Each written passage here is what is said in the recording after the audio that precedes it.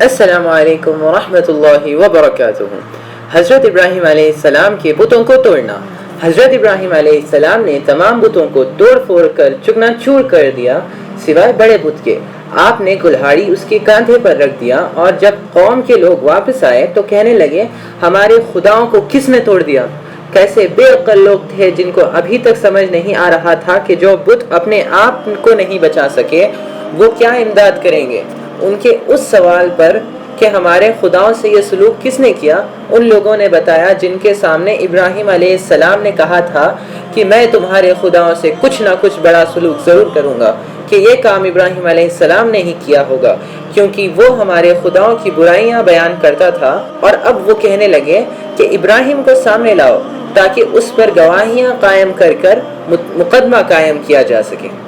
حضرت ابراہیم علیہ السلام کو سب کے سامنے لایا گیا۔ آپ سے پوچھا گیا کہ کیا یہ کام تم نے کیا ہے؟ آپ نے فرمایا کہ کلہاڑی تمہارے بڑے بت کے کاندھے پر ہے، اس نے یہی کیا ہوگا۔ آپ ان خداؤں سے پوچھ لو، اگر بولتے ہیں تو بتائیں گے۔ آپ کے اس حاکمانہ جواب پر کچھ دیر کے لیے تو وہ سوچنے لگے کہ ابراہیم علیہ السلام حق پر ہے اور ہم ہی بیوقوف ہے کہ ایسے خداؤں کی پوجا کر رہے ہیں جو اپنے آپ کو بھی نہیں بچا سکے۔ یہ حقیقت ہے کہ ہم اس معاملے میں اپنے آپ پر ظلم کر رہے ہیں۔ لیکن کچھ دیر بعد ان پر پھر بدبختی سوار ہو گئی، کہنے لگے ہم ان سے کیسے پوچھیں، یہ تو بولتے ہی نہیں۔ اس طرح وہ اپنے گمراہی پر قائم رہے۔ بتوں کو توڑنے پر ابراہیم علیہ السلام کو سزا ملی۔ حضرت ابراہیم علیہ السلام جب کفار کے بناوٹی خداؤں کو تباہ کر دیا اور دلیل میں بھی ان پر غلب حاصل کر لیا تو انہوں نے آپ سے بدلہ لینے کا فیصلہ کر لیا اور سب سزاؤں سے سخت تجویز کی، یعنی یہ کہ آپ کو آگ میں ڈالا جائے۔ حالانکہ آگ کا عذاب صرف اللہ تعالیٰ اللہ رب العزت دے سکتے ہیں، بندے کے لیے یہ جائز نہیں کہ کسی کو آگ کا عذاب دے۔ لیکن نمرود اور اس کی قوم نے آپ ابراہیم علیہ السلام کو سزا دینے کا فیصلہ کیا۔ اللہ تعالیٰ قرآن پاک میں فرماتے ہیں قالوا ابنوا له بنيانا فألقوه في الجحيم فأرادوا به كيدا فجعلناهم الأسفلين۔ بت پرستوں نے مشورہ کر کے کہا کہ ان کے لیے ایک عمارت بناؤ، اس میں آگ جلاؤ، پھر ان کو اس بھڑکتی ہوئی آگ میں پھینک دو۔ اللہ تعالیٰ یہ سورہ صافات آیت 97 اور 98 میں بیان کرتے ہیں، یعنی ارد گرد بہت بڑی دیوار بنا کر اس کے درمیان آگ جلا کر ابراہیم علیہ السلام کو اس میں ڈال دو۔ قالوا حرقوه وانصروا آلهتكم ان كنتم فاعلین۔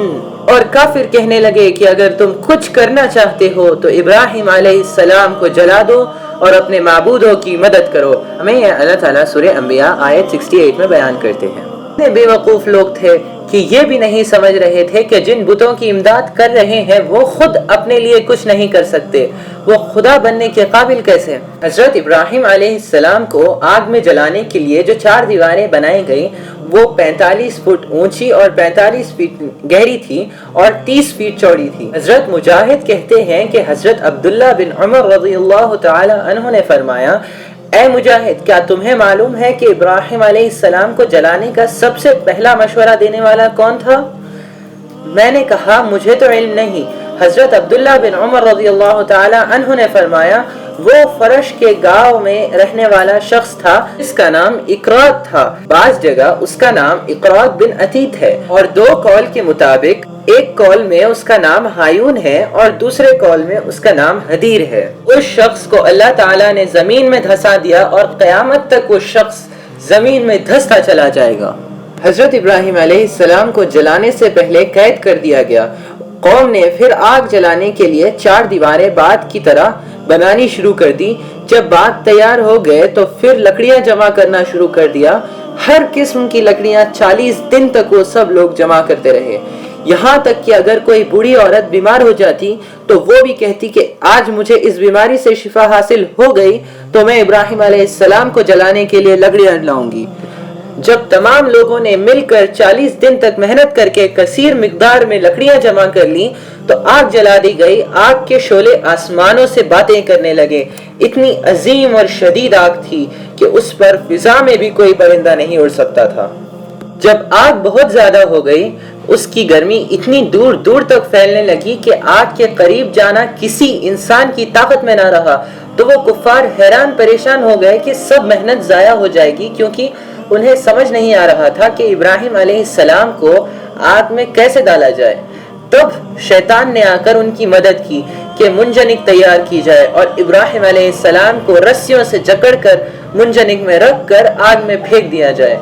خیال رہے سب سے پہلے دنیا میں یہی منجنک تیار ہوئی، بعد میں اس کو جنگوں میں استعمال کیا جاتا رہا اور منجنک کے ذریعے پتھروں کو گولوں کی طرح پھینکا جاتا رہا. اللہ تعالیٰ ہمارے چھوٹے اور بڑے سبھی گناہوں کو معاف فرمائے اور اللہ تعالیٰ ہمیں اس سیریز سے عبرت حاصل فرمائے. پارٹ 4 دیکھنا نہ بھولیں. السلام علیکم ورحمۃ اللہ وبرکاتہ.